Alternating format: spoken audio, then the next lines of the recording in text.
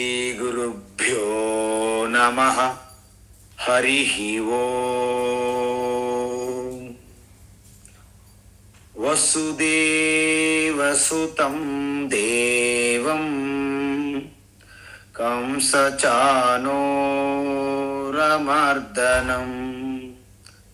దేవకీ పరమానందం కృష్ణం వందే జగద్గురుం.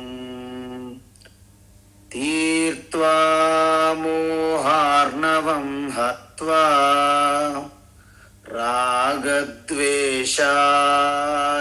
రాక్షసాన్ సీతా శాంతి సమాయుక్తా ఆత్మా రామో విరాజతే. ఆత్మా రామో విరాజతే. ఆత్మస్వరూప బంధుగణం. మనం ఈరోజు భగవద్గీత జ్ఞానయజ్ఞం సమాప్తమవుతున్నది. ఎందుకంటే 18వ అధ్యాయం నిన్ననే ముగిసినది. అయితే మన సంప్రదాయబద్ధంగా 18వ అధ్యాయం యొక్క సమ్మరి అంటే సారాంశం, సింహావలోకనం అంటారు. ఒకసారి మనం ఈ అధ్యాయం చూసాము వివరంగా. ఒక్కసారి వెనక్కి తిరిగి చూస్తే ఏంటి ముఖ్యాంశాలు, దీని యొక్క ముఖ్యమైన ప్రాముఖ్యత ఏమిటి అని చూస్తే, భగవద్గీత మొత్తములో 2వ అధ్యాయము 18వ అధ్యాయము చాలా చాలా చాలా ముఖ్యమైనటువంటి అధ్యాయాలుగా పేర్కొంటారు. ఎందుకంటే ఈ 2 అధ్యాయాల్లో భగవాన్ శ్రీకృష్ణ మొత్తం భగవద్గీత యొక్క సారాంశాన్ని సంగ్రహంగా చెప్పారు. అయితే రెండింటి మధ్య చిన్న వ్యత్యాసం ఉంది, సూక్ష్మమైనటువంటి భేదం ఉంది. ఏంటది? 2వ అధ్యాయంలో చెప్పిన సంగ్రహం ఏదైతే ఉందో, ఇంట్రడక్షన్ అంటే గీతకి, భగవద్గీతకి ముఖ్యాంశాలు అంటారు చూడండి. ఆల్ ఇండియా రేడియో న్యూస్ అంటే ఉపోద్ఘాతము అంటాం. 18వ అధ్యాయం ఏంటి? అది కూడా సంగ్రహమే, గీత సారాంశం, కానీ ఉపసంహారము, కన్క్లూజన్, ముగింపు. మరి మధ్యన ఎన్ని మిగిలాయి? 3వ అధ్యాయం నుండి 17వ అధ్యాయం వరకు మొత్తము ఈ రెండింటి యొక్క విస్తారం అన్నమాట. అందుకే చూడండి, న్యూస్ కూడా ఇలాగే చెప్తారు. అంటే ఈ న్యూస్ చెప్పిన వాళ్ళు కూడా శ్రీకృష్ణుని యొక్క సిద్ధాంతమును, ఆయన యొక్క ప్రక్రియనే ఫాలో అవుతున్నారన్నమాట. ఎందుకు? స్టార్టింగ్లో హెడ్డింగ్స్, ముఖ్యాంశాలు, తర్వాత వాటి యొక్క వివరణ పూర్తి వివరిస్తారు, మళ్ళీ చివరిలో మళ్ళీ ముఖ్యాంశాలు అలా వస్తాయి, హెడ్లైన్స్. సో ఈ విధంగా అధ్యాయం 2 అనేది ఉపోద్ఘాతము అంటే ఉపక్రమ అంటారు దానికి, సంక్షిప్తంగా. అధ్యాయం 3 నుండి 17 వరకు విస్తారంగా, వ్యాసరూపంగా వివరణ, విస్తారంగా. మళ్ళీ అధ్యాయం 18 ఉపసంహార, ముగింపు అంటే కన్క్లూడింగ్ అన్నమాట. సో ఈ విధంగా 18వ అధ్యాయంలో భగవాను మళ్ళీ భగవద్గీత యొక్క ముఖ్యాంశాలను మళ్ళీ బోధించారు. కాబట్టి ఈ అధ్యాయం చాలా ముఖ్యమైనది అంటారు. అంతేకాదు, అన్నిటికంటే ఇది చాలా పెద్దది కదా, చూసాం కదా, ఎప్పటికీ తరగలేదు. 78 శ్లోకాలు. 78 శ్లోకాల్లో మనము భగవద్గీత యొక్క ముఖ్యమైన శ్లోకాలు రిపీట్ కూడా అయ్యాయి. దీంట్లో రెండోసారి వచ్చాయి. శ్రేయాన్ స్వధర్మో విఘ్నో అలాంటి శ్లోకాలు, తర్వాత మన్మనాభవ మద్భక్త, ఇలాంటి చాలా శ్లోకాలు రిపీట్ అయ్యాయి. మళ్ళీ మన యొక్క గుణ కర్మ విభాగం ఏదైతే ఉందో 4వ అధ్యాయంలో జస్ట్ టచ్ చేశారు భగవాన్. ఏంటి? ఆ బ్రాహ్మణ, క్షత్రియ, వైశ్య, శూద్ర ఏదైతే ఉందో ఈ వర్ణ వ్యవస్థ, దాని వివరణ కూడా 18వ అధ్యాయంలోనే మీకు దొరికింది, ఇంకెక్కడా దొరకదు. సో ఈ విధంగా చాలా ముఖ్యమైనటువంటి అంశాలు మనము డిస్కస్ చేశాం. దీని పేరేమన్నాము? మోక్ష సన్యాస యోగము.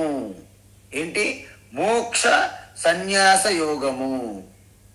అయితే 5వ అధ్యాయం కూడా మనం చూసాం, దాని పేరేంటి? కర్మ సన్యాస యోగము అన్నాం. అక్కడ కర్మ సన్యాస యోగం అన్నారు భగవాను, ఇక్కడ మోక్ష సన్యాస యోగం అన్నారు. అయితే మీకు ఏమర్థమైంది కర్మ సన్యాస యోగం అంటే? కర్మ సన్యాస యోగం అంటే జ్ఞానముతో కర్మను సన్యసించడము. అంటే కర్మయందు ఉన్నటువంటి మన కర్తృత్వాన్ని త్యజించాలి. అంటే నిత్య నైమిత్య కర్మలు కూడా మీరు జ్ఞానయోగంలో వెళ్ళేటప్పుడు అవి కూడా తగ్గిపోతాయి. అంటే కర్మను సన్యసించడం అనే దాన్ని కర్మ సన్యాసం అంటే, మరి మోక్ష సన్యాస యోగం అంటే ఏంటి స్వామీజీ అని అడుగుతారు మీరు. ఒకరు అన్నారు మోక్షాన్ని సన్యసించడము. అవునా? మీకు మోక్షం ఉంటే కదా సన్యసించడానికి. ఎక్కడి నుంచి తెస్తారు ఇప్పుడు సన్యసించాలంటే మోక్షాన్ని? కాబట్టి అటువంటి అర్థం తీసుకోకూడదు. ఆ అంటే అల్లము, గు అంటే గుర్రం అవ్వదు అన్నిసార్లు. కాబట్టి ఇక్కడ కర్మ సన్యాస యోగం అంటే కర్మను సన్యాసించడం అని చెప్పాము. కానీ మోక్ష సన్యాస యోగము 18వ అధ్యాయం అంటే మోక్షాన్ని సన్యసించడం కాదు, మోక్షం కొరకు సన్యసించడము. చూసారా, అర్థం మారిపోయింది. అందుకే సంస్కృతం అనేది అన్నీ ఒకే రకంగా ఉండవు, సందర్భానుసారంగా మారిపోతుంది అర్థం. అందువల్ల ఈ విధంగా 18వ అధ్యాయం యొక్క పూర్తి ఒక సారాంశాన్ని సంక్షిప్తంగా చూద్దాం. మొట్టమొదటి సన్యాస యోగము అని చెప్పారు. అంటే ఏంటి? సాత్విక సన్యాసము. అందులో మనకి సన్యాసం 3 రకాలు చూసాం. ఏంటి? సాత్విక సన్యాసము, రాజసిక సన్యాసము, తామసిక సన్యాసము. ఆ సన్యాసమునే త్యాగం అని కూడా చెప్పాం మనం 3 రకాలు. ఈ విభాగం అంతా 1 నుండి 12వ శ్లోకం వరకు ఈ సన్యాసము త్యాగము అర్జునుడు అడిగిన ప్రశ్నకి సమాధాన రూపంగా భగవాన్ వివరించారు. తరువాత 13 నుండి 17వ శ్లోకం వరకు జ్ఞానయోగం గురించి భగవాన్ టచ్ చేశారు. ఈ జ్ఞానయోగం చెబుతూ భగవాన్ ఏమన్నారంటే ఒక 6 రకాల అంశాలపైన వివరణ ఇచ్చారు. మీకు గుర్తుందా? ఏంటి 6 రకాలు అంటే? జ్ఞానము, కర్మ, కర్త, బుద్ధి, ధృతి, సుఖం. మీకు గుర్తుందా? 3 రకాలు మనం చూసాం. 3 రకాల జ్ఞానం అంటే మన యొక్క గుణము ఆధారంగా సాత్విక జ్ఞానం అన్నాం, రాజసిక జ్ఞానం అన్నాము, తామసిక జ్ఞానం అని కూడా చెప్పాం. అదేవిధంగా సాత్విక కర్మ, రాజసిక కర్మ, తామసిక కర్మ గురించి చెప్పాము. సాత్విక కర్త, రాజసిక కర్త, తామసిక కర్త కూడా చెప్పాము. బుద్ధి, అది కూడా 3 గుణముల ఆధారంగా సాత్విక బుద్ధి, రాజసిక బుద్ధి, తామసిక బుద్ధి. ధృతి, సుఖం, అవి కూడా 3 గుణముల ఆధారంగా చెప్పడం జరిగింది. ఆ తరువాత భగవాన్ ఏం చేశారంటే ఎక్కడైతే కర్మయోగం ఒక 3వ అధ్యాయం మొత్తం వివరించారు కదా కర్మయోగాన్ని, దాన్ని మళ్ళీ సంక్షిప్తంగా మళ్ళీ టచ్ చేశారు. ఎందుకు? చాలా అవసరం. ఒక మనిషి జీవన విధానంలో ఎంచుకునే అవకాశం ఉందని చెప్పాను నేను. ఏంటది? మీరు గృహస్థుగా జీవితాంతం ఉంటారా, సన్యాసం తీసుకుంటారా, మీకు స్వేచ్ఛ ఉంది. కానీ ఒక మనిషి కర్మయోగం చెయ్యాలా జ్ఞానయోగం చెయ్యాలా అనే స్వేచ్ఛ లేదు. మరి ఏం చెయ్యాలి? ముందు కర్మయోగం చెయ్యాలి, తరువాత జ్ఞానయోగం చెయ్యాలి. ఎందుకు? కర్మయోగం అనేది మీకు అంతఃకరణ శుద్ధినిస్తుంది, మోక్షాన్ని ఇవ్వదు. అంతఃకరణ శుద్ధినిస్తుంది, ఏకాగ్రత బుద్ధినిస్తుంది. తద్వారా జ్ఞానయోగం చేసి జ్ఞాన ప్రాప్తి పొంది మోక్షాన్ని పొందాలి. అర్థమవుతుంది కదా? కాబట్టి కర్మయోగము జ్ఞానయోగము ఏదో ఒకటి ఎంచుకుంటున్నంటే అలాంటి అవకాశం లేదు. ప్రతి వ్యక్తికి తప్పనిసరిగా కర్మయోగము తర్వాత జ్ఞానయోగం చేయాల్సిందే. లేదు స్వామీజీ, నేను గృహస్థుగా ఉంటాను, కర్మయోగము తర్వాత జ్ఞానం రెండూ చేస్తాను, గాడ్ బ్లెస్ యూ, పర్వాలేదు, చేయొచ్చు. లేదు, నేను కర్మయోగం ఆల్రెడీ నాకు ఇంకా దాని మీద ఏమి లేదు, నాకు మొత్తం విరక్తి, వివేక, వైరాగ్య, సమాధి, షట్క సంపత్తి, ముముక్షత్వం అంటే సాధన చతుష్టయం అంటే సద్గుణములతో కూడిన దైవీ సంపత్తి ఉన్నదేని మీకు మీ అంతటి మీకే తెలిసినప్పుడు ఇక సన్యాసాశ్రమంలోకి వెళ్ళి పూర్తి స్థాయి జ్ఞానయోగం చేయవచ్చును. ఇది ప్లాన్ ఆఫ్ యాక్షన్ భగవద్గీత. అయితే కర్మయోగము జ్ఞానయోగం గురించి 41వ శ్లోకం నుండి 66వ శ్లోకం వరకు భగవాను మళ్ళీ వివరించారు కర్మయోగము జ్ఞానయోగం గురించి. ఇక చివరిది 5వ భాగమైనటువంటి కన్క్లూజన్ అంటే ఉపసంహారము అంటారు సంస్కృతంలో.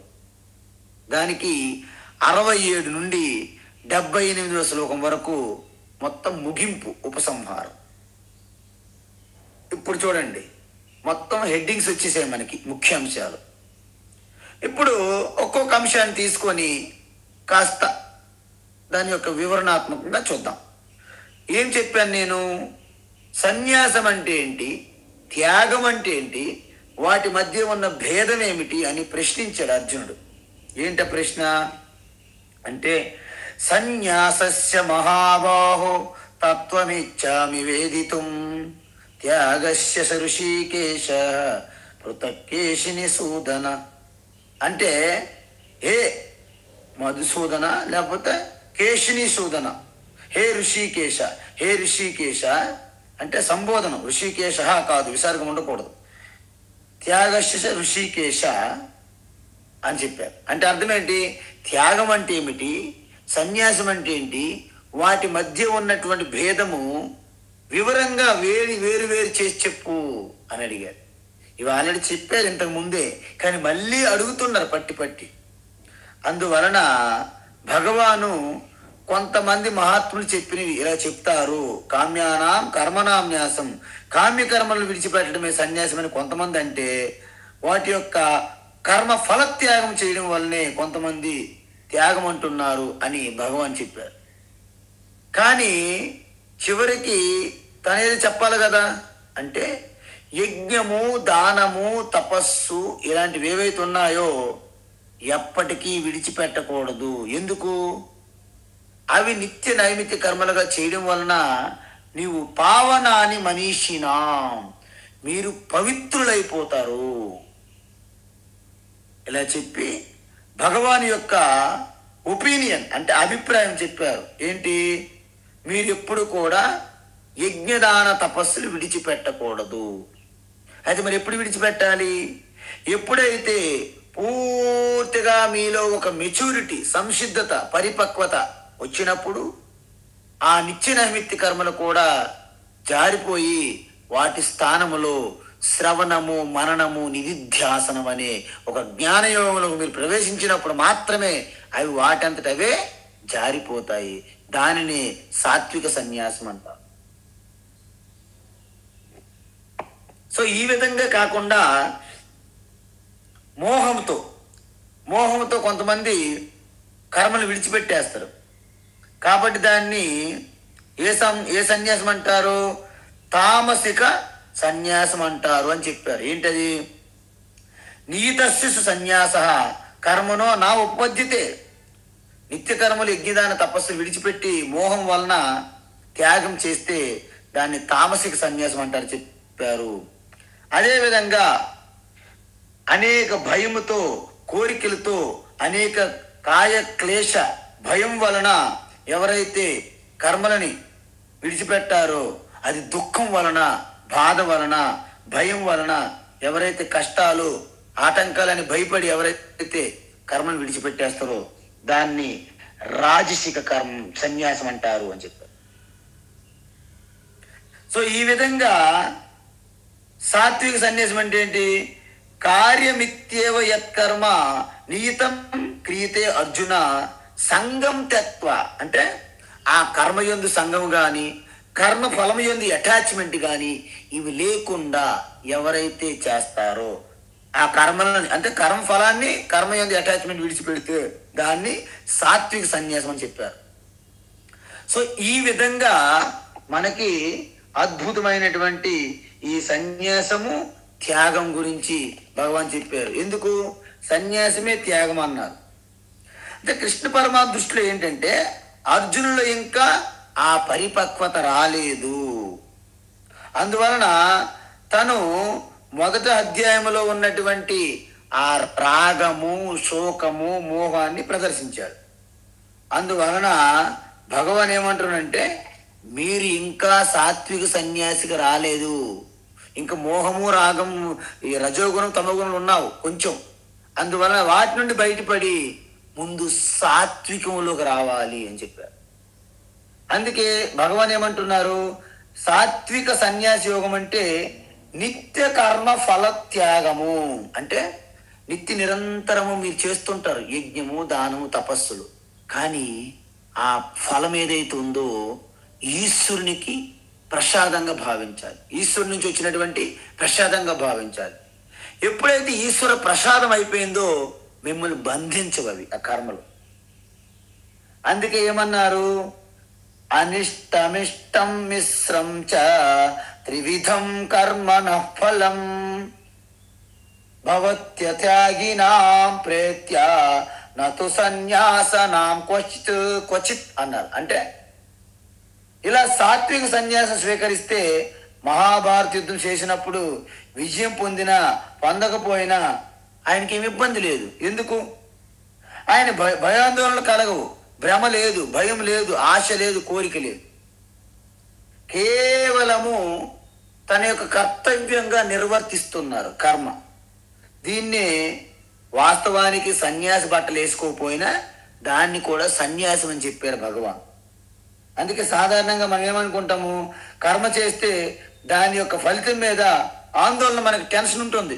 అవుతుందా లేదా, నేను సాధిస్తానా లేదా, నేను విజయం సాధిస్తానా లేదా, లేకపోతే లాభం వస్తుందా లేదా, టెన్షన్ ఉంటుంది మనకి. భగవాన్ ఏమంటున్నాడంటే కర్మ చెయ్యి, కానీ దాని యొక్క రిజల్ట్ గురించి నువ్వు ఆందోళన విడిచిపెట్టు. అంటే మనకి ఊహలు, ఎక్స్పెక్టేషన్స్, హోప్స్, ఎక్స్పెక్టేషన్స్, ఆందోళనలు, టెన్షన్లు అవి త్యాగం చేయమంటున్నారు. అందువలన దీన్నే సాత్విక సన్యాసము అన్నారు. చూడండి, సాత్విక సన్యాసం అంటే ఏంటండి, కర్మ చేస్తే దాని యొక్క ఫల త్యాగము. అంటే కర్మ చేసి ఫలాన్ని అంతటి బయట విడిచిపెట్టమని కాదు, ఫలం మీద మీకు యాంగ్జైటీ, టెన్షను, ఆందోళన, అలజడి ఉండకూడదు, అవి విడిచిపెట్టాలి. మరి కర్మఫల త్యాగం చేయాలంటే ఎలా అంటే మళ్ళీ కర్మయోగంలో రావాలి కదా. సో కర్మయోగం అంటే ఏంటి? ఇప్పుడు చెప్పాం మనం. కర్మయోగం అంటే ఏంటి?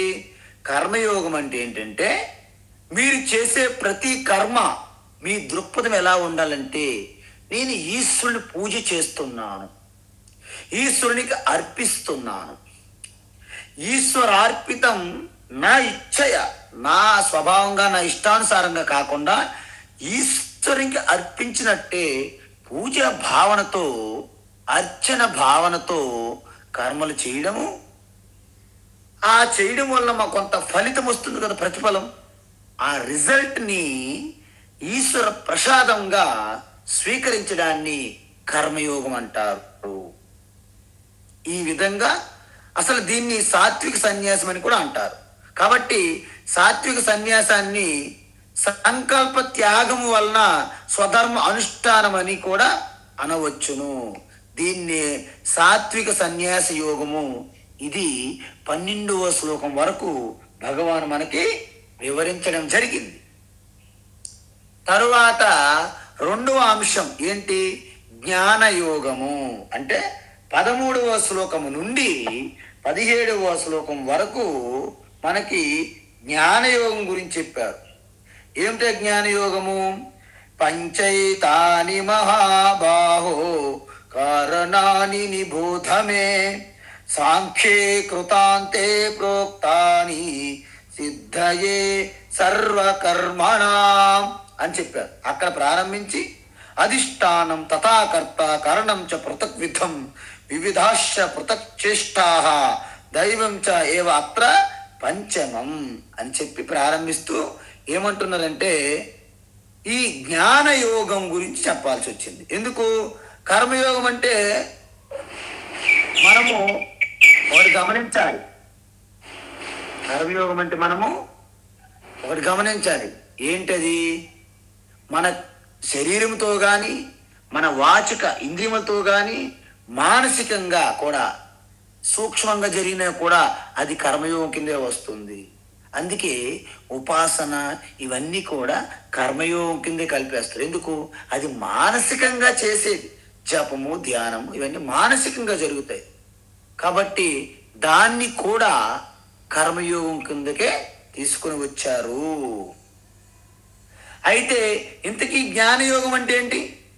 ఆత్మస్వరూపం యొక్క స్వరూపతత్వాన్ని పూర్తిగా తెలుసుకొని ఆ నిష్ఠలో ఉండాలి కదా.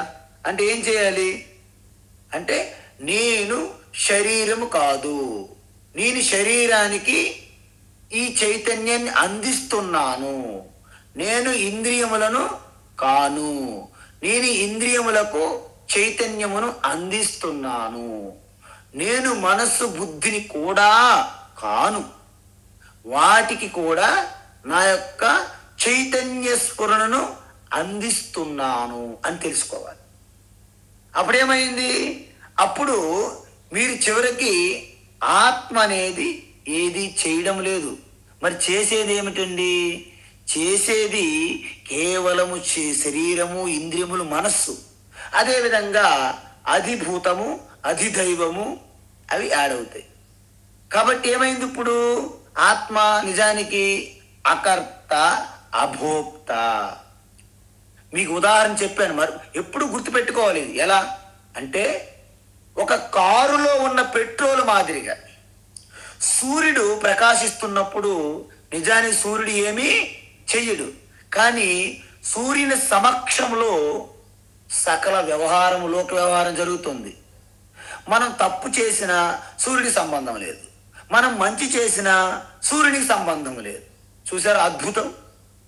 అదేవిధంగా ఇప్పుడు నేను చెప్పాను మీకు, ఇలా చెయ్యి ఉన్నది, ఇది నా ప్రకాశంలో చెయ్యి పెట్టాను, చెయ్యి ఇలా ఊపుతున్నాను, కాంతికి ఏమైనా ప్రకాశానికి ఏమైనా అవుతుందా? చెయ్యి తీసాను, ప్రకాశంకి ఏమైనా అవుతుందా? చెయ్యి పెట్టాను, ప్రకాశంకి ఏమైనా అవుతుందా? ఏమీ లేదు. సో ఇప్పుడు మీకు ఏమర్థమైంది? చెయ్యి కదులుతుందే తప్ప ప్రకాశం కదలడం లేదు. అంటే చైతన్యం కదలదు, చైతన్యం కర్త కాదు, చైతన్యం భోక్త కాదు, అది నా స్వరూపం మూలములో. కానీ దాన్ని ఆధారంగా చేసుకొని ప్రవర్తిస్తున్న ప్రకృతి అంటే బుద్ధి మనస్సు ఇంద్రియములు శరీరం అవే కర్త భోక్త అవుతాయి తప్ప నేను కాదు అని ఈ విధంగా తెలుసుకోవడమే జ్ఞానయోగము. అందువలన జ్ఞానయోగంలో మొట్టమొదటి దశ ఏమిటి? ఈ చైతన్యాన్ని మీ శరీరములో ఉన్నది అనుకుంటాం. ముందు మీకు ఏదైనా సందేహం ఉంటే మీ శరీరాన్ని ఇలా కదిలించండి, ఇలా గిల్లండి, చెయ్యలకు పైకి ఎత్తండి, మీకు తెలుస్తుంది కదా. అంటే మీరు చైతన్యాన్ని గుర్తించారని అర్థం. రెండవ దశ ఏంటి? ఆ చైతన్యంతో మమేకం చెందడం. అంటే ఇన్నాళ్ళు నేను ఎవరంటే ఏమంటాము? నేను పలాయన తల్లిదండ్రులు పుట్టాను, పలాయన రోజు పుట్టాను, పలాయన జాబ్ చేస్తున్నాను, పలాయన వ్యాపారం చేస్తున్నాను, నా ఆధార్ కార్డు డీటెయిల్స్ చూడండి, నా ఇవన్నీ చూపెడతాం మనం. కానీ ఇప్పుడేంటి? నేను శరీరం మాత్రమే కాదు, ఈ శరీరం నాకు వచ్చినది, నాకు వచ్చింది అంటే నీ శరీరం కాదని అర్థం. కాబట్టి రెండో అధ్యాయం ఏం చెప్పారు? వాసాంసి జీర్ణాన్ని యథా విహాయ, అంటే బట్టల వలె మనం ఎలాగైతే చిరిగిపోయిన వస్త్రములు విసర్జించి నూతన వస్త్రములు, కొత్త బట్టలు ఎలాగైతే ధరిస్తామో ఆ విధంగా శరీరం కూడా ఒక వస్త్రం మాదిరిగా మీరు తెలుసుకోవాలి. ఈ శరీరాన్ని పుట్టినప్పటి నుండి మనం ధరిస్తున్నాం. అది ఎప్పుడు చిరిగిపోతుంది? ఇక పనికిరాదంటే అది వదిలేసి మరొక శరీరాన్ని పొందుతుంది. ఇలా ఎంతవరకు అంటే పునరపి జననము, మళ్ళీ పునరపి మరణము. ఎంతవరకు? నేను చైతన్యము స్వరూపాన్ని అని పూర్తిగా మీలో నిష్ట కలిగినంత వరకు మీ శరీరం పుడుతూనే ఉంటారు, శరీరం మరణిస్తూనే ఉంటుంది, మళ్ళీ పుడుతూనే ఉంటారు, మళ్ళీ శరీరం పొందుతుంటారు, మళ్ళీ శరీరం కోల్పోతుంటారు. ఇది సైకిల్. దీన్నే సంసార చక్రము అంటారు. అందువలన భగవాన్ ఏమంటున్నాడంటే అధిష్టానం తథాకర్త కరణం చ పృథక్ విధం వివిధాచ పృథక్ చేష్ట దైవం చ అత్ర పంచమం. అదేవిధంగా శరీరవాన్మనోభిర్యత్ కర్మ ప్రారభతే నరః న్యాయం వా విపరీతం వా పంచైతే తస్య హేతవః. మనం మంచి పని చేసినా చెడు పని చేసినా 5 దాంట్లో పాల్గొనక తప్పదు. ఏంటవి? శరీరము, తర్వాత మన అహంకార కర్తృత్వము, అదేవిధంగా ఇంద్రియములు, అదేవిధంగా పృథక్ చేష్ట అంటే మన యొక్క మనస్సు చేష్టలు, బుద్ధి చేష్టలు, అంతఃకరణ చేష్టలు, అదేవిధంగా ప్రకృతి, దైవము. ఈ 5 కలిగే ఉంటాయి ప్రతిదానికి. అందువలన అకర్తృత్వము, అభోక్తృత్వము, చైతన్యము నేను, నా స్వరూపము అని తెలుసుకోవడమే ఏంటి? జ్ఞానయోగము. ఇది మనకి 13 నుండి 17 శ్లోకం వరకు భగవాను మనకు పూర్తిగా వివరించడము జరిగింది. ఏంటిది? అప్పుడు మీకు చూడండి, తత్రైవం సతి కర్తారం ఆత్మానం కేవలం తు యః పశ్యత్య కృత బుద్ధిత్వాత్ నస పశ్యతి దుర్మతి అన్నారు. అంటే అజ్ఞాని నేనే చేసేస్తున్నానని భ్రమపడతారు, జ్ఞాని మాత్రము నేను అకర్తను అని గుర్తిస్తారు. అందుకే ఒక బ్రహ్మాస్త్రం లాంటి శ్లోకంతో ముగించారు. ఏంటది?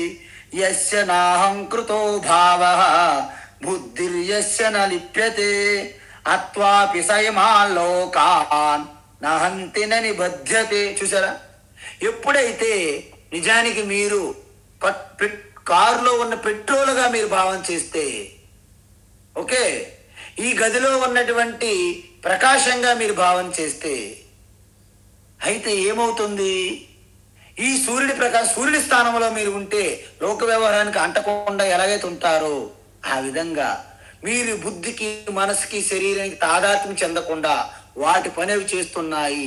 మీరు సాక్షిగా ఉన్నప్పుడు ఈ శరీర ఇంద్రియముల ద్వారా మంచి జరిగిన చెడు జరిగిన మీకు అంటదు. అంటే ఒక ఆశ్చర్యంగా, అతిశయోక్తిగా చెప్పారు భగవాన్. ఏంటి?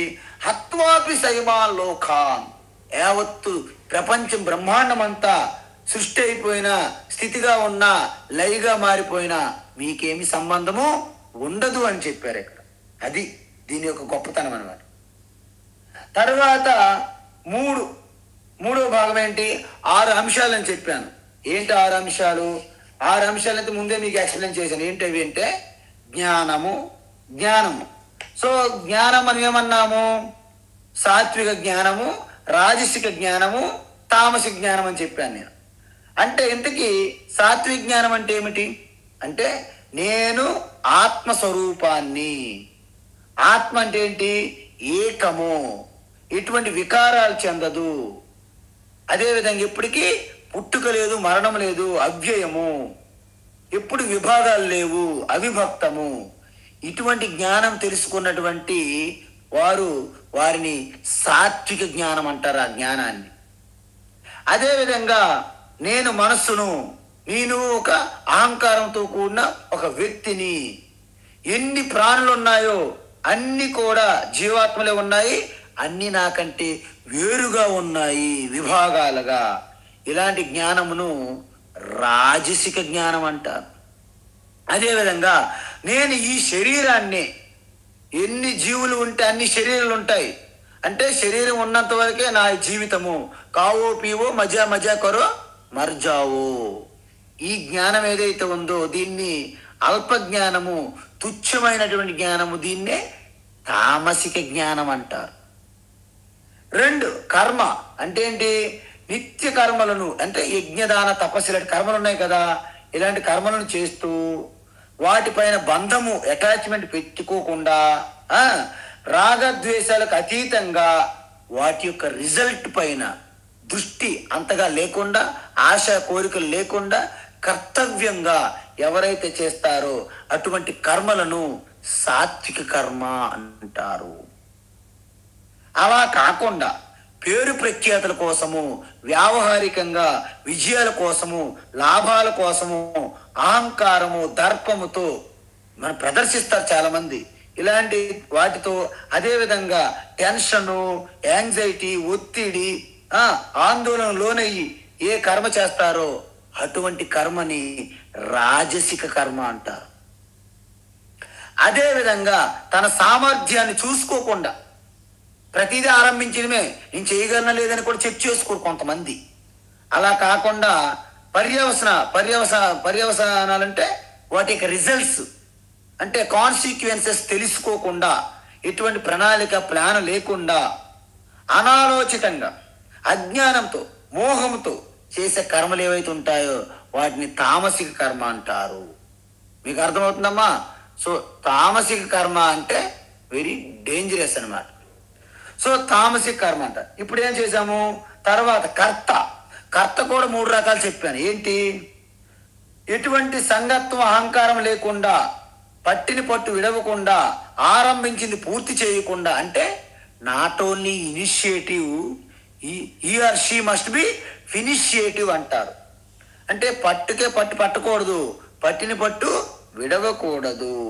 అంటే పట్టుదల, ఉత్సాహం, ఉల్లాసంతో ఉన్నటువంటి చేయాలకి, లాభ నష్టాలకి చెల్లించకుండా లోక కళ్యాణంతో పాటు తన కళ్యాణంగా జరిగే ఆ చేసే కర్మలు చేసేవారిని సాత్విక కర్త అంటారు. అందువల్ల సాత్విక కర్త అనేది చాలా ఇంపార్టెంట్. ఎందుకంటే సాత్విక కర్త చాలా ఇంపార్టెంట్. ఎలాగా? ముక్త సంగోనహం వాది ధృత్యుత్సాహ సమన్విత సిద్ధ్యో నిర్వికార కర్త సాత్విక ఉచ్యతే. చాలా ఇంపార్టెంట్ శ్లోకం ఇది. అంటే వారు దేనిపైన సంగత్వం, అటాచ్మెంట్ పెట్టుకోకుండా, అహంకారము, దర్పము, ఇలాంటి దమ్మము లేకుండా, అత్యంత పట్టుదల, ఉత్సాహం, ఉల్లాసంతో ఎటువంటి జయాలకు కూడా కుంగకుండా, కలత చెందకుండా అటువంటి కర్మలు చేసేవారిని సాత్విక కర్త అంటారు. రాగము, ప్రతిదాని మీద అటాచ్మెంటు, విజయాల మీదే దృష్టి ఉంటుంది. ఇటువంటి పరాజయం తట్టుకోలేరు. ఓకే. అదేవిధంగా లోభము, దంభము, హింసాత్మం కూడా ఉంటుంది. దానిలో హింసాత్మం కూడా అవసరమైతే చేస్తారు, హింస. అదేవిధంగా ఎప్పుడు సంశయాలు, అనుమానము, హర్షశోకాలకి కుంగిపోతూ, ఏదైనా మంచి జరిగితే ఎగిరి గంతులు వేయడము, ఏదైనా ఇబ్బంది అయితే కుంగిపోవడం జరుగుతుంది. ఇలాంటి కర్మలు చేసేవారిని రాజసిక కర్త అంటారు. అలా కాకుండా ఎటువంటి తపస్సంపన్నులు లేకుండా, ఎటువంటి సంస్కారం లేకుండా, ఎటువంటి సంస్కారం ఉండదు వారిలో. అదే మూర్ఖత్వంతో, మాయావి, కపటి, వంచన, దగ, మోసం ఇలాంటివి చేసి సోమర్తనము, నిద్ర, ఆలస్యము, ఇతరులను పూర్తిగా నాశనం చేయాలనే దృక్పథంతో, అలాంటి కోరికతో, అలాంటి ప్రణాళికతో ఎవరైతే కర్మలు చేస్తారో వారిని తామసిక కర్త అంటారు. రాక్షసులందరూ కూడా తామసిక కర్తలే. ఇతరులను హింసించడము, ఇతరులను పీడించడము, ఇతరులను బాధ పెట్టడమే వారికి ఆనందం అన్నమాట. కాబట్టి ఈ విధంగా మళ్ళీ మనకి 4వ అంశం ఏంటి? బుద్ధి. చూడండి, ధర్మము, అధర్మము, కార్యము, అకార్యము, ధర్మాలు, కార్యము, కార్యాల మధ్య ఆ వివేకం తెలుసుకొని, భయము, అభయాలు, బంధము, మోక్షము, వీటి గురించి పూర్తిగా విచక్షణ జ్ఞానము వివేకం కలిగి ఉన్నటువంటి బుద్ధిని సాత్విక బుద్ధి అంటారు. అంటే సాత్విక బుద్ధి కలిగినోడు తెలుసు ఇది ధర్మము, ఇది న్యాయము, ఇది మంచి, ఇది నేను చేయాల్సిన కర్తవ్య కర్మ, ఇవన్నీ తెలుసు. ఇది నాకు బంధిస్తుంది, ఇది ఈ విధంగా నేను విముక్తి కావాలి, విమోచన కావాలి, విముక్తి కావాలి, మోక్షం పొందాలి, ఎమాన్సిపేషన్, ఫ్రీడమ్, లిబరేషన్, ఇవన్నీ అర్థం అవ్వాలి, బాండేజ్ గురించి తెలియాలి. కాబట్టి ఇటువంటి బుద్ధిని సాత్విక బుద్ధి అంటారు. ధర్మము అధర్మాల మధ్య వివేకం తెలియదు, చేయవలసిన కర్తవ్యము కార్యము అకార్యాల మధ్య వివేకం తెలియదు. ఇటువంటి జ్ఞానము లేని బుద్ధిని రాజసిక బుద్ధి అంటారు. ధర్మాధర్మాలు కార్య అకార్యాల గురించి ఎటువంటి విచక్షణ అసలు లేకపోయినా పర్వాలేదు, కానీ అంతా నాకే తెలుసును అని ఉల్టా. ఇది ఎంత ప్రమాదం అంటే తెలియకుండా నాకే తెలిసినని భ్రమ మోహంలో ఉండే బుద్ధిని తామసిక బుద్ధి. చూడండి, బాగా తెలిసిన జ్ఞానికి ఎటువంటి ప్రాబ్లం లేదు, ఇగ్నోరెంట్ పూర్తిగా తెలియకపోయిన ప్రాబ్లం లేదు, ఇటుకు అటుకు మధ్యన ఉంటారు చూడండి, వాళ్ళతో చాలా ప్రమాదం. అవిద్యాయామంతరే వర్తమానా స్వయం ధీర పండితం మన్యమానా అని చెప్పారు శాస్త్రం. కాబట్టి ఆ అజ్ఞానములు ఉంటూ నాకు తెలిసిన భ్రమలో ఉండే బుద్ధిని తామసిక బుద్ధి అంటారు. అదేవిధంగా ధృతి. ధృతి అంటే ఏంటండి? మనస్సు ప్రాణము ఇంద్రియములు చేసి, అంటే త్రికరణ శుద్ధితో, అంటే మనస్సు ప్రాణం ఇంద్రియం చేసే ఆ చేష్టలని క్రియలను ఆధ్యాత్మిక చింతన వైపు మీరు ఒకవేళ ఏకీకృతం చేసే ఆ ధృతిని సాత్విక ధృతి అంటారు. చూసారా? అదేవిధంగా ధర్మార్థ కామం, అంటే మోక్ష పురుషార్థం గురించి ఎటువంటి ఆలోచనే ఉండదు, కేవలము లౌకిక విజయాల కోసము తీవ్రమైన కోరికలు, గంపగుత్తు కోరికలు పెట్టుకొని పరుగులు తీస్తుంటారు అక్కడికి ఇక్కడికి, సమయం కూడా తీరిక లేకుండా. అటువంటి ధృతిని రాజసిక ధృతి అంటారు. అదేవిధంగా ఎప్పుడు మనోరథం, పగటి కళలు, ఊహలు, ఏమీ జరగదు వాళ్ళకి. పగటి కళలు కంటూ భయము, శోకము, మోహము, విషాదము, మదము ఇలాంటి గుణాలు వదిలిపెట్టకుండా ఎప్పుడు వాటిపైనే వేలాడుతూ ఉన్న ధృతిని తామసిక ధృతి అంటారు. అదేవిధంగా మీకు తెలుసు సుఖం కూడా 3 గుణాల ఆధారంగా ఉంటుంది. ఏమిటది? మొదట మనకి కష్టం అనిపిస్తుంది తపస్సు. చూడండి, ఆరంభములో మీకు కష్టం అనిపిస్తుంది. ఏ సైకిల్ అయినా, ఏ డ్రైవింగ్ అయినా, ఏ వంట అయినా, ఏ వ్యాపారం అయినా, ఏ విద్యార్థిగా చదువైనా, ఉద్యోగమైనా మీకు ఆరంభములో కష్టం అనిపిస్తుంది. కానీ పట్టు విడవకుండా అభ్యాసం చేస్తే ప్రాక్టీస్ మేక్స్ పర్ఫెక్ట్. అందువలన ఇక్కడ కష్టము సుఖము అని ఉండదు, ఇక్కడ సులభము కష్టం అని ఉండవు. ఎందుకు? Everything is just experience, everything in the process of learning to master. While learning you feel difficult, while you are a master you feel very comfortable, easy. అందువలన మొదట విషతుల్యంగా ఉన్నప్పటికీ అనిపించినా చివరికి అమృతంగా మారుతుంది. అటువంటి ఆత్మజ్ఞానం వల్ల కలిగే ఆనందమే సాత్విక సుఖం.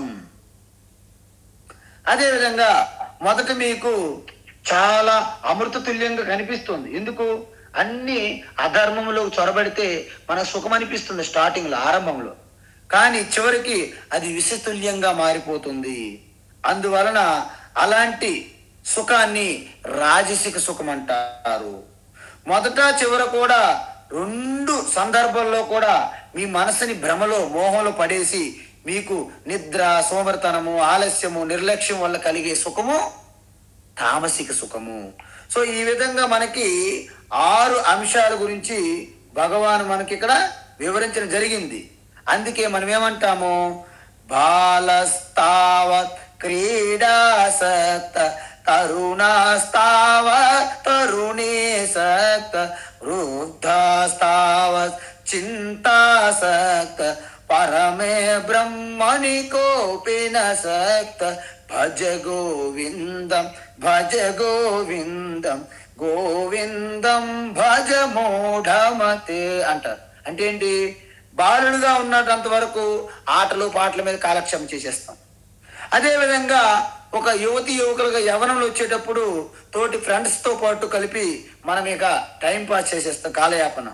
అదేవిధంగా ఇక వృద్ధాప్యంలో వచ్చేసరికి ఒంటరితనమని భయపడుతూ ఎవరు నేనేమైపోతాను, నేను నా మునిమనమని చూడలేదు, వాడి సీట్ రాలేదు, వీడి ఉద్యోగం రాలేదు, వాడికి పెళ్లి రాలేదు, నాతో ఎవరు మాట్లాడట్లేదు, నేను ఒంటరిగా ఉన్నాను, ఏకాకి అయిపోయాను, నాకు వీళ్ళు తర్పణాలు విడుస్తారా, శ్రాద్ధం చేస్తా, ఈ టెన్షన్, అనవసరం చింత. సో ఈ విధంగా ఈ 3 స్థాయిలు మీ జీవన విధానాన్ని మీరు అమృతంగా మలుచుకోవచ్చు. ఎప్పుడు? ముందుగా ఆధ్యాత్మ పతనానికి దారి తీస్తున్నటువంటి చేష్టలు పనులు ఏమైనా ఉంటే ఇమ్మీడియట్లీ ఆపేయాలి, వాటిని నిషేధంగా. సో మెల్లగా మీరు కర్మయోగంలోకి ప్రవేశించి చిత్తశుద్ధిని పొంది ఆ తర్వాత ఉపాసన, ఈశ్వర ఉపాసన చేసి ఏకాగ్రత పొంది తరువాత ఆ ఈశ్వర యొక్క పుణ్యం ఆధారంగా గురు శాస్త్రం మీకు తారసపడినప్పుడు శ్రవణము శ్రద్ధాభక్తితో చేస్తే ఆ తర్వాత మననము నిధిధ్యాసనం ద్వారా జ్ఞానయోగం ద్వారా జ్ఞాన ప్రాప్తి, జ్ఞానాదేవతు కైవల్యం. ఆ ఆత్మజ్ఞానం ద్వారా మాత్రమే మీకు మోక్షమని ఇక్కడ కుండ బద్దలు కొట్టినట్టు బల్ల గుద్ది మరీ భగవాన్ శ్రీకృష్ణుడు చెప్పడం జరిగింది. సో ఇప్పుడు మనము 6 అంశాల విశ్లేషణ చూసాం. తర్వాత ఏమిటంటే కర్మయోగము జ్ఞానయోగం అని 46వ శ్లోకం నుండి 66వ శ్లోకం వరకు మీకు పూర్తిగా కర్మయోగము జ్ఞానయోగం పైన వివరణ ఇచ్చారు భగవాన్. ఎందుకు? నతదస్తి పృథివ్యాం వా దివి దేవేషు వా పునః సత్వం ప్రకృతి చైర్ముక్తం యదే విశ్యాత్రిభిర్గుణైః. అంటే ఈ 3 లోకములు ప్రతి ఒక్కటి అణువణువు కూడా ఈ 3 గుణములతోనే కలిగి ఉన్నది. కాబట్టి ఈ గుణములే నిర్ణయిస్తాయి. కాబట్టి ఫస్ట్ మనము తమో గుణము నుండి రజోగుణములోకి, రజోగుణము నుండి సత్వగుణములోకి, సత్వగుణము నుండి గుణాతీతులుగా మారాలి. ఈ విధంగా మనకి సో ఈ 3 గుణములు మనిషికి ఎలా విభజిస్తాయంటే బ్రాహ్మణ, క్షత్రియ, వైశ్య, శూద్ర అనేది వాళ్ళ స్వభావము, వాళ్ళు స్వాభావికంగా అటువంటి కర్మలు చేయడానికి ప్రేరేపిస్తాయి అని మనం చెప్పాం. ఏంటి? బ్రాహ్మణ కర్మం శమో ధమ తపస్సౌచం క్షాంతిరాజవమేవ చ జ్ఞాన విజ్ఞానమాస్తిక్యం బ్రహ్మకర్మ స్వభావజం. చూసా, ఇంద్రియ నిగ్రహము, మనో నిగ్రహము, శాస్త్ర అధ్యయనము, బోధించడము వాళ్ళ స్వాభావిక కర్మ. దాన్ని బ్రాహ్మణ వర్ణం అన్నారు. అంటే ఇప్పుడున్నటువంటి ప్రొఫెసర్లు, టీచర్లు అందరూ కూడా బ్రాహ్మణ వర్ణమే. అది ఏ కులాలో ఉండదు ఇక్కడ, వర్ణము అన్నమాట. సో అదేవిధంగా వాళ్ళ ఉన్న శౌర్యము, తేజస్సు, ధృతి ఎప్పుడు కూడా దేనికి వెన్ను చూపకుండా వారిలో ఉన్నటువంటి దాన గుణం ఏదైతే ఉందో దాన్ని క్షత్రియ స్వభావము. ఆల్ పోలీస్ డిపార్ట్మెంట్, మిలిటరీ వాళ్ళు, రక్షణ, పాలన ఇవన్నీ కూడా వీళ్ళందరూ కూడాను క్షత్రియ వర్ణం కింద వస్తారు. కృషి, గోరక్ష, వాణిజ్యం, వ్యాపారము, వాణిజ్యము, ఆర్థిక వ్యవహారాలు చేసే వాళ్ళందరూ కూడా వైశ్య స్వభావ కర్మ. మరి labour class, servicing class, service చేస్తుంటారు, దాన్ని శూద్రవర్ణం అని చెప్పారు. సో ఈ విధంగా మనకి పూర్తిగా చెప్తూ మనకి ఎక్కడి వరకు వచ్చింది? ఇకన బుద్ధ్యా విశుద్ధయా యుక్త ధృత్యాత్మానం నియమ్య చ శబ్దాదీన్ విషయాన్ త్యక్త్వా రాగద్వేషవ్యుదస్య చ అని చెప్పారు. అదేవిధంగా మీరు ఒకటి గమనించాలి. ఏంటది అంటే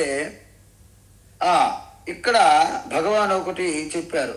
ఏదంటే శ్రేయాన్ స్వధర్మో విగ్రహ. స్వధర్మ ఎట్టి పరిస్థితుల్లో విడిచిపెట్టకూడదు. కొద్దిపాటి లొసుగులున్నా, కష్టాలున్నా మీ స్వధర్మ కర్తవ్యాన్ని విడిచిపెట్టకూడదు. ఎందుకంటే మీ యొక్క స్వభావం డాక్టర్ అవ్వాలని కోరుకుంది. మీరు డాక్టర్ అయ్యారు, డాక్టర్ వృత్తిలో మంచి ప్రాఫిట్లు రావట్లేదు, మీరెవరు రాజకీయంలో జంప్ అయిపోతారు. అది తప్పు అని చెప్పారు భగవాన్. ఇంకోటి ఏంటంటే ఈ విధంగా ఎవరైతే ఇంద్రియ నిగ్రహం, మనోనిగ్రహం కలిగి రాగద్వేషాలు ఎలాంటివంటే పాము లాంటిది. కోరలు తీసిన పామును ధరించుకుంటే ఆభరణం అవుతుంది తప్ప కోరలు తీయకుండా అయితే మీకు ప్రమాదం. కాబట్టి రాగద్వేషాలకి దరిచేరనీయకుండా కొంచెం అప్రమత్తంగా ఉంటూ ఇంద్రియ నిగ్రహం మనోనిగ్రహం ఉంటూ రహస్య స్థలములో వివిక్త స్థానములో ఉండి నిరంతరము మీ స్మరణం తచ్చింతనం తత్కథనం జ్ఞానయోగం చేస్తే, శ్రవణం మననయోగం చేస్తే, ధ్యానయోగ పరోనిత్యం వైరాగ్యం సముపాశ్రిత, అప్పుడు మీకు వివేకముతో కూడిన వైరాగ్యం వస్తుంది. అప్పుడేమవుతుంది? అహంకారం, బలం, దర్పం, కామం, క్రోధం, పరిగ్రహం విముచ్య ఇవన్నీ విడిచిపెట్టేస్తారు. కాబట్టి అప్పుడు మీరు బ్రహ్మభూయాయ కల్పతే, అహం బ్రహ్మాస్మి అనే తత్వమునకు మీరు యోగ్యులు. అది బయట ప్రకటించకూడదండోయ్. ఈ భావన ఎప్పుడు మీలోనే ఉండాలి. అందుకే భావ అద్వైతం సదా కుర్యాత్. మీ భావనలో శివోహం, నేనే శివ, నేనే అమ్మవారు, మీ భావనలో ఉండాలి. బయట వారు చెప్పకూడదు నేనే శివ, నేనే అమ్మవారినని. ఎందుకు? వాళ్ళకి ఆ స్థితి లేదు కదా. మీ మానసిక బాగులేదని వాళ్ళు ప్రచారం చేస్తుంటారు సమాజంలో. నేను శివ, చైతన్య స్వరూపంగా ఆత్మస్వరూపంగా నేను శివ, మీరు శివ, అంతా శివయే. కానీ వ్యావహారికంగా నేను శివ అంటే వీళ్ళకి ఏదో తేడా ఉందని వాళ్ళకి ఎలాగా ఈ స్థితి తెలియదు. జ్ఞానయోగం అంటే ఏమో తెలియదు, శ్రవణం అంటే ఏమో తెలియదు, అసలు ఆత్మ అంటే ఏమో తెలియదు, సూక్ష్మ శరీరం తెలియదు, ఏమీ తెలియవు. కాబట్టి వాళ్ళు ఉన్నది వాళ్ళే మంద, సమాజం అంతా వాళ్ళే కదా. సో మనల్ని తప్పుదారి పట్టించే అవకాశాలు ఉన్నాయి. మన మీద తప్పుగా ప్రచారం చేసే అవకాశం చాలా ఎక్కువగా ఉంది. కాబట్టి వీలైనంత వరకు మీ తత్వము, మీ జ్ఞానము మీ భావనలో ఉండాలి తప్ప బయటికి ప్రదర్శించకూడదు.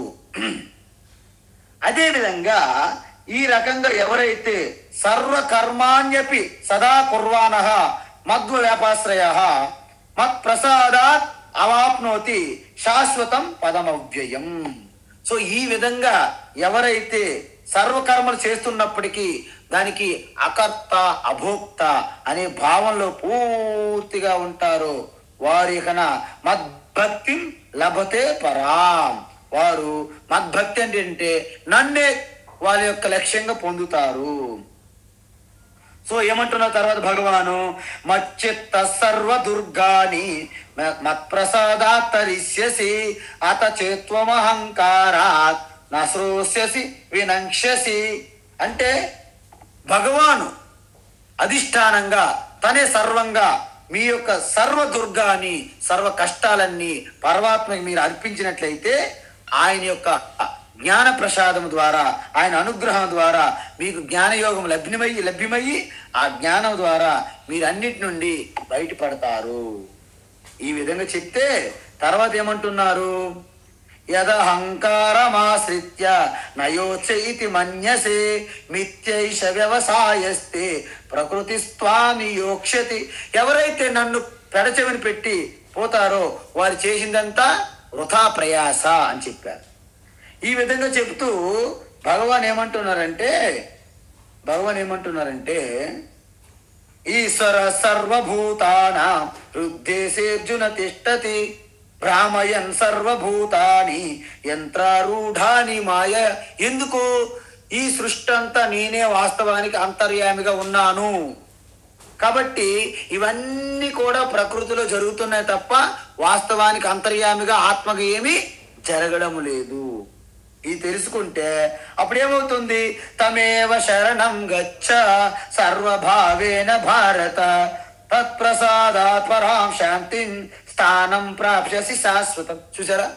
ఈ విధంగా ఆ అంతర్యామిని సర్వంగా శరణాగతి చేసి మీ భావన, మీ చేతులు, మీ శరీరము, మీ ఇంద్రియములు, మీ మనస్సు ద్వారా ఏం జరిగినా అన్నిటి ద్వారా ఆ పరమాత్మకి పూజ అని మీరు భావించినట్లయితే మీరు శాశ్వతమైనటువంటి ఆ పరమ పదము, విష్ణు పదము, ఆ శాంతము శివాన్ని మీరు శివంను పొందుతారు, ఆ శివతత్వాన్ని పొందుతారు. సో ఈ విధంగా మనకి 2 మంచి ఆనిముత్యాలు, కోహినూర్ డైమండ్స్ 2 ఇచ్చారు ఇక్కడ. ఏంటి? మొత్తం కర్మయోగం అంతటి ఒక శ్లోకము, జ్ఞానయోగం అంతటి ఒక శ్లోకంగా 2 శ్లోకాలుగా చెప్పడం జరిగింది. ఏంటవి? మన్మనాభవ మద్భక్త మధ్యాజీ మాం నమస్కురు మామే వైశ్యసి సత్యం తే ప్రతిజానే ప్రియోసి మే. అంటే ముందుగా నా భక్తుడు కమ్ము. నా భక్తుడు అంటే ఏంటి? మీకు ఆప్తలో ఉన్నప్పుడు, మీకు ఆపదలో ఉన్నప్పుడు భగవంతుడు మనకు గుర్తుకొస్తారు. అంటే ఈ విధంగా భక్తి ప్రారంభించి తర్వాత ఏమంటున్నారు? మన్మనాభవ, నీ చిత్తములో నీ మనస్సులో నిరంతరము నన్నే స్మరించు. ఆ తర్వాత ఏమంటున్నారు? తర్వాత మధ్యాజీ భవ, అంటే నీ యొక్క యత్కరోసి యదస్నాసి యజ్జుహోసి దదాసి యత్ యద్యత్ కర్మ కరోమి తత్తదఖిలం శంభో తవ ఆరాధనం అని చెప్పాం కదా.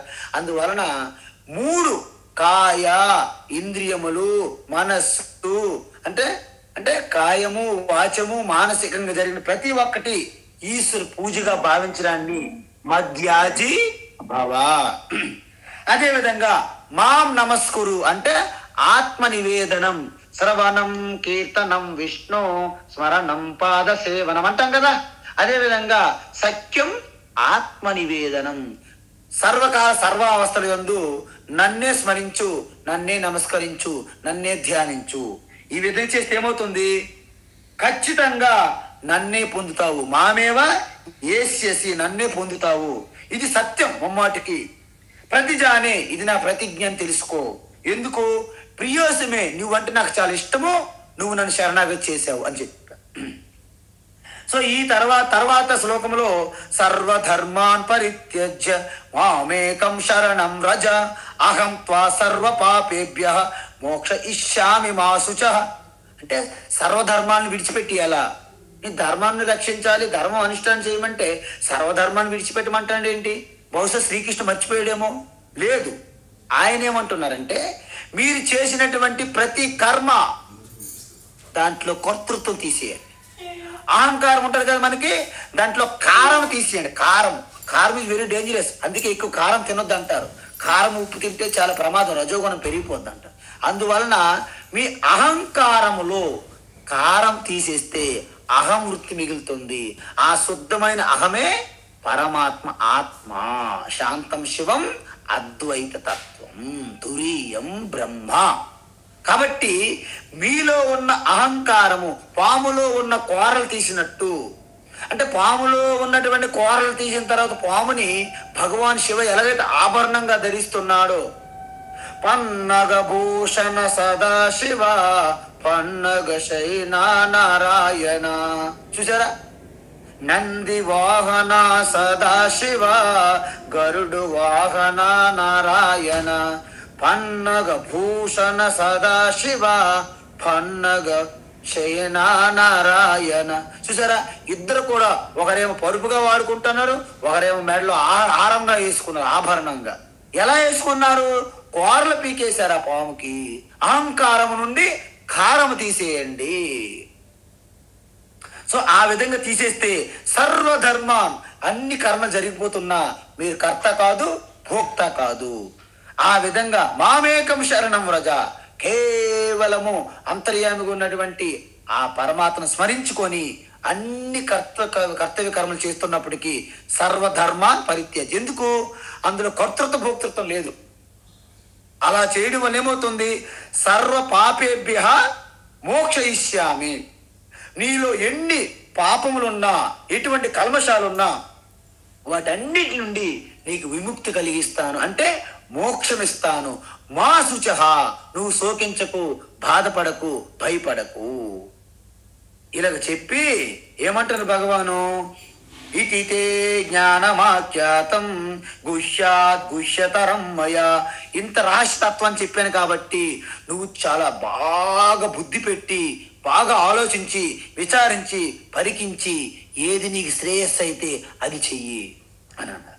తర్వాత భగవాన్ ఏమంటున్నారంటే ఇలాంటి గొప్ప తత్వాన్ని ఎవరికి పడితే వారికి చెప్పకూడదు. ఎందుకు చెప్పకూడదు? విరుద్ధంగా తీసుకొని భగవద్గీత జ్ఞానాన్ని దుర్వినియోగం చేస్తారు కాబట్టి. మరి ఎలాంటి వాళ్ళకి చెప్పాలి?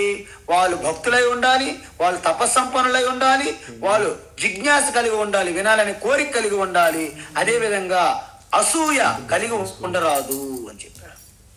ఇలాంటి తత్వాన్ని ఎవరైతే పూర్తిగా అధ్యయనం చేసి తన భక్తుడికి ఎవరైతే పంచిపెడతారో వారు ఈ భూమండలంలో ఇంతకు ముందు లేరు, ఇకపైన ఉండబోరు, వాళ్ళే నాకు అత్యంత ప్రియమైన వారు, నా భూతో నా భవిష్యత్ అంత గొప్పవారు. అలా కాకుండా అట్లీస్ట్ ఏదో తాత్కాలికంగా కొద్దిపాటి శ్రద్ధాభక్తి కలిగి కొద్దిపాటి గీతా శ్రవణం చేసిన దాని వలన వచ్చే పుణ్యం అనేది ఎన్నో యజ్ఞయాగాలు చేసిన పుణ్యలోకాలు చేరుకునే పుణ్యంతో సమానమని చెప్పారు. అందుకే చివరికి ఏమంటున్నారు, అధ్యేష్యతే చయమం ధర్మ్యం సంవాదమావయో జ్ఞాన యజ్ఞేన తేనాహం ఇష్టస్యామితి మేమతి. మీరందరూ అన్ని యజ్ఞాల కల్లా ఈ జ్ఞాన యజ్ఞం అనేది గొప్పది, దీనివల్లనే నేను అత్యంత ప్రసన్నవుతాను, వాళ్ళే నాకు అత్యంత ప్రీతిపాత్రులు. కాబట్టి ఎందుకు సర్వకర్మాఖిలం పార్థ జ్ఞానే పరిసమాప్యతే. అన్ని ద్రవ్యయజ్ఞాల కంటే జ్ఞానయజ్ఞం అనేది శ్రేష్టము. అన్ని కర్మల కంటే జ్ఞానమే ఇంకా అల్టిమేటు, లాస్ట్, చివరి స్థానము. నదులన్నీ సముద్రంలో కలిసినట్టు చివరికి అన్ని యజ్ఞాలు అన్ని జ్ఞానములు కూడా ఆత్మజ్ఞానములోనే కలిసిపోతాయి, అన్ని కర్మలు కూడా. ఈ విధంగా చెప్పి భగవంతుడు పరమాత్మ శ్రీకృష్ణ ఒక ప్రశ్న అడిగారు. ఏంటి? కచ్చిరేత శ్రుతం పార్థ త్వయైకాగ్రేణ చేతస కచ్చిద జ్ఞాన సమ్మోహ ప్రణష్టస్తే ధనంజయ.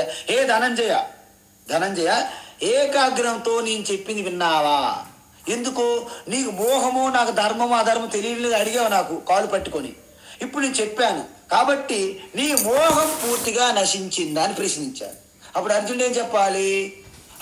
నాకు మోహం పోయింది అనాలి కదా, అలా చెప్పలేదు. నష్ట మొత్తం పోయింది. ఏంటి పోయింది? మోహం పోయింది. అద్భుతం. దృష్ట సీత హనుమంతుడు అన్నట్లుగా నష్ట మోహం అన్నాడు అర్జునుడు. అద్భుతం. ఇది గుర్తుపెట్టుకోవాలి మీరు. అదేవిధంగా నాకు మోహం అంతా ఆ వేళ్ళతో పాటు ఆ రూట్స్తో పాటు పోయింది కాబట్టి నా స్వరూపతత్వం నాకు బోధపడింది. కాబట్టి నీ యొక్క జ్ఞాన ప్రసాదం ఓ అచ్యుత, నీ అనుగ్రహం వలన నీ జ్ఞాన ప్రసాదం వలన నా మొత్తం మోహం నశించింది, నా స్వరూపం నాకు తెలిసి వచ్చింది. కాబట్టి నువ్వు చెప్పింది నేను ఈ తూచ తప్పకుండా చేసేస్తాను, నాకే ప్రాబ్లం లేదు. కరిష్యే వచనం తవ నష్టో మోహ స్మృతిర్లబ్ధ తత్ప్రసాదాన్మయాచ్యుత స్థితోస్మి గత సందేహ కరిష్యే వచనం తవ. ఇక్కడితో శ్రీ కృష్ణార్జున సంవాదమైనటువంటి భగవద్గీత పూర్తయింది. కానీ ఇది డైరెక్ట్ గా వ్యాసుని అనుగ్రహం వలన వింటున్నటువంటి సంజయుడు అనుభూతి కూడా చెప్పాలి కదా. అప్పుడు సంజయుడు తన యొక్క అనుభూతిని అని ఎంత బాగా ఆ భక్తి పారవశములో ఎలాగ మునిగిపోయారో గులాబీ జామ్ లాగా ఆ యొక్క సంజయుడు కూడా కొన్ని విషయాలు చెప్తున్నారు. ఏమిటి? వ్యాస ప్రసాదాశ్రుతవా ఏతద్గుహ్యమహం పరం యోగం యోగేశ్వరాత్ కృష్ణ సాక్షాత్ కథయత స్వయం రాజన్ సంస్మృత్య సంవాదమిమద్భుతం కేశవార్జునయో పుణ్యం ఋష్యామి చ ముహుర్ముహు అని చెప్పారు. చూసారా? మాటి మాటికి నీ విస్మయం కలుగుతుంది, నాలోన ఒళ్ళు పులకించిపోతుంది. ఈ అద్భుతమైనటువంటి బ్రహ్మ విద్య, ఆ యోగ విద్య, యోగము సాక్షాత్ యోగీశ్వరుడైనటువంటి శ్రీకృష్ణ ముఖము నుండి వెలువడింది. నేను డైరెక్ట్ అదృష్టవంతుడిని. ఎందుకంటే ఆ ఇద్దరు మహాత్ముల మధ్య జరిగిన సంవాదము. శ్రీకృష్ణ పరమాత్మ ఎలాగా మహాత్మయే, కానీ అది తెలుసుకోవాలని జిజ్ఞాస కలిగిన అర్జునుడు కూడా మహాత్ముడే. ఎందుకంటే వాళ్ళిద్దరు ఉంటేనే ఈ జ్ఞానం వచ్చింది, అది నేను వినగలిగాను. అందులో ఉన్నది చూడండి, వాడు మగాడ్రా బుజ్జి అంటారు, అలాగన్నట్టు అందులోనూ ఆ విశ్వరూపం ఉన్నది చూడండి, హరి యొక్క రూపము, అది ఇప్పటికీ నేను మర్చిపోలేకపోతున్నాను. తచ్చ సంస్మృత్య రూపమత్యద్భుతం హరే. ఆ విశ్వరూపం ఇప్పటికీ నా కళ్ళ ముందు అలా కనిపిస్తుంది. హే ధృతరాష్ట్ర, ఇప్పటికైనా సరే నీ అంతర్నేత్రం తెరువు. వారితో నువ్వేం యుద్ధం చేయించగలవు నీ బిడ్డలకి? వీళ్ళు ఆల్రెడీ అవుట్ అయిపోతారు. ఆయన మహాయోగీశ్వరుడు. ఆత్మజ్ఞానంతో ఒక్కసారి అర్జునుడిలో ఉన్నటువంటి మోహాన్ని ఇలాగా మొత్తం తుడిచేసి నాశనం చేయించాడు ఆయన. అంత గొప్ప యోగీశ్వరుడు వాళ్ళకి గైడ్గా, గురువుగా, సారథిగా ఉన్నారు. అంత గొప్ప ధనుర్ధారు అర్జునుడు ఉన్నారు. వాళ్ళిద్దరు మహాత్ములు. అలాంటి గొప్ప వ్యక్తులతో నీ బిడ్డలు అహంకార, బలము, దర్పం, మోహం, కామ, క్రోధ, రాగ, ద్వేషాలతో నిండిపోయి ఉన్నటువంటి నీ బిడ్డలు ఇంకా వారితో యుద్ధం చెయ్యలేరు అని ఇండైరెక్ట్గా సంజయుడు ధృతరాష్ట్రుడు చెప్తున్నాడు. ఇవన్నీ చెప్పిన తర్వాత లోకానికి కూడా ఒక ఉపదేశం చేయిస్తున్నాడు. ఎవరు? సంజయుడు. యత్ర యోగేశ్వర కృష్ణో యత్ర పార్థో ధనుర్ధర తత్ర శ్రీ విజయో భూతిర్ ధ్రువానీతిర్మతిర్మమ. అందువలన ఎక్కడైతే ఈ యావత్ సృష్టి అంతా కూడా ఆత్మస్వరూపంగా పరమాత్మ ఉన్నది, పురుష ప్రయత్నంగా జీవాత్మ ఉన్నది, ఈ రెండు ఎప్పుడైతే ఒకటైనాయో అక్కడే సకల ఐశ్వర్యము, విజయము, నీతి, ధర్మము, న్యాయము ధ్రువంగా ఉంటాయన్న నమ్మకము మమ మతం. అందువలన మీ హృదయస్థములో ఉన్నటువంటి ఆ యొక్క ఈశ్వర అనుగ్రహము, అదేవిధంగా పురుష ప్రయత్నము, ఈశ్వర అనుగ్రహము శ్రీకృష్ణ, పురుష ప్రయత్నానికి ప్రతీక ధనుర్ధర అర్జునుడు, అదేవిధంగా పరమాత్మ ప్రతీక శ్రీకృష్ణ, జీవాత్మ ప్రతీక అర్జునుడు. అదేవిధంగా ఈ రెండు బాహ్యంలోనే కాదు, లోపల బయట అంతా కూడా కృష్ణార్జున యొక్క మిశ్రమమే. కాబట్టి ఈ విధంగా ఎక్కడైతే వివేకవంతుడైన ప్రేరణతో కూడినటువంటి ఆ బుద్ధి ఎక్కడైతే ఉంటుందో, ఎప్పుడు బుద్ధి బాగా వివేక వైరాగ్యాలు కలిగి జ్ఞానయోగం పొందినటువంటి బుద్ధి అర్జునుడు. కాబట్టి ఆ యొక్క ఆత్మ సమక్షంలో సర్వము సాధించడం తేలిక. కాబట్టి అక్కడ అన్ని కూడా తొలతూగుతాయి. ఏంటి?